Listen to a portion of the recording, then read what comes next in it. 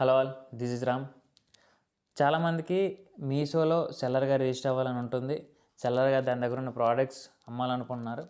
కానీ అమ్మే ప్రాసెస్ ఏంటి, దానికి కావాల్సిన డాక్యుమెంట్స్ ఏంటి, ఎలా అమ్మాలి, ఎక్కడి నుంచి స్టార్ట్ చేయాలి అనేది ఒక క్లారిటీ అయితే లేదు.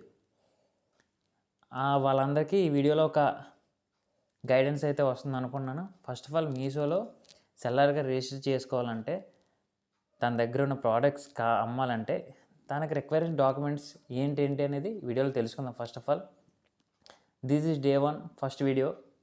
ఇందులో మీషో సెల్లర్గా రిజిస్టర్ అవ్వాలంటే కావాల్సిన డాక్యుమెంట్స్ మస్ట్ అండ్ షుడ్గా Aadhaar card, PAN card and GST certificate and current bank account and brand name also.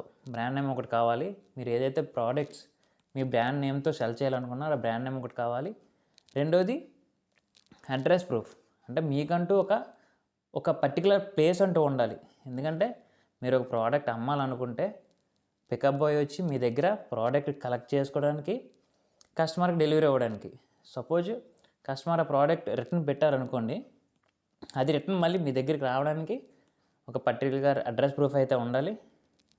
ఇవన్నీ మీరు అరేంజ్ చేసుకున్న తర్వాత జిఎస్టీకి ఎలా అప్లై చేయాలో నెక్స్ట్ వీడియోలో చూద్దాం.